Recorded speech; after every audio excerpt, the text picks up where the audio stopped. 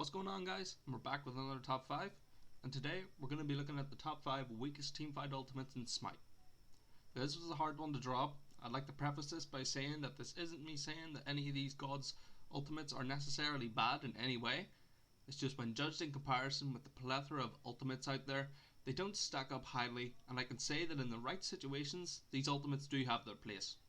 But they are mostly situational. This isn't an attack on your main god in any way. But with that said, let's get into the top 5. So number 5 on the list is going to be Chronos' Rewind. Now I know this may cause some controversy, but please do hear me out. As an ultimate in general, Chronos' ultimate is good, but in the context of a team fight, Chronos' ultimate can fall off slightly. Almost being able to revive yourself in many ways is a fantastic idea, but similar to some of the gods on this list, it's just normally used as an escape. And while there may be a situation in a teamfight where it may be pivotal, a competent team can predict it and punish it. I find that Chronos in the current meta doesn't get the highest amount of play, and if he does, it's as a magical ADC, so his impact on teamfights is based on auto attacks, so as a main damage dealer, his ultimate is solely used for an escape.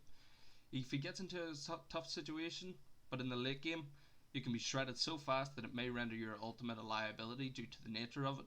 You could end up in the same area just to be shredded all over again. This was by far the toughest one to put on the list because I actually like Chronos' ultimate as a whole, but in this instance I have to play devil's advocate, so please don't BM me in the comments. So number 4 on the list, I've decided to put Arachne's Nightcrawler. While I was going to put Loki's ultimate on there, I can't see Loki getting the nod in a rank game, but Arachne gets played often enough to warrant this. While Arachne's ultimate can be good for the early game ganks and in some situations to chase down a kill, I can maybe get backed up on this by saying in a late game of Conquest, a lot of it is used as a getaway more than initiation. Compared with Arachne's overall kit, the ultimate really lets it down. It's not a case where the whole kit is trash and the ultimate just drives the point home. Arachne has a great kit and when played right can be dominating. The reason Arachne is on there is that when I look at the other assassins in Smite, in a team fight they can use their ultimate to their advantage to help their team. Hunbat's probably being the best example of this. Arachne's is easy to see and predict, which puts her on this list. So number 3 on the list is going to be Aposh's Empty the Crypts.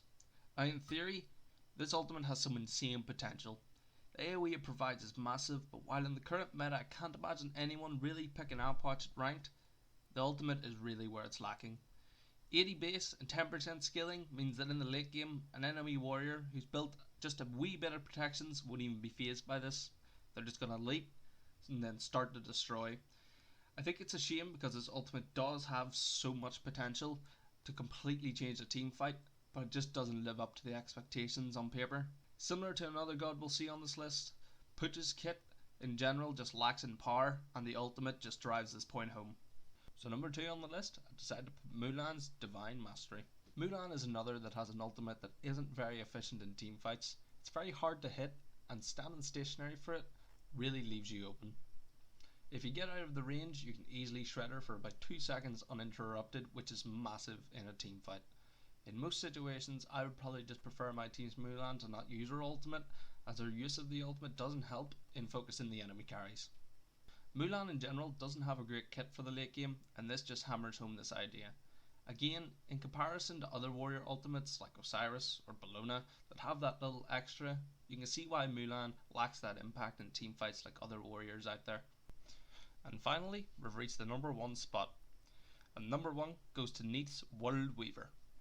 Neith's kit has always been lacking in many ways. She relies heavily on having a lead, but her ultimate is definitely lacking in the damage department. I can see in the early game if you and your teammates are setting up a gank, her ultimate can be very helpful.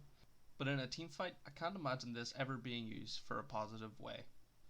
Maybe an initiation or a kill secure, but the numbers on it aren't that high, that even using it for that reason isn't that efficient. Again, she has to use it while standing stationary, which leaves her open to be dove. In most games, it's very easy to predict, so your team or the enemy's team support or solo will tank the weave easily. This is a shame because Neith was one of my favourite gods when I started playing Smite, and as I came to learn the game I realised how poor this was.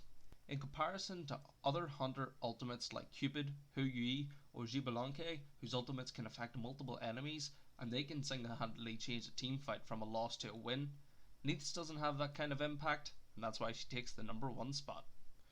So that's what I believe to be the top 5 weakest teamfight ultimates in Smite.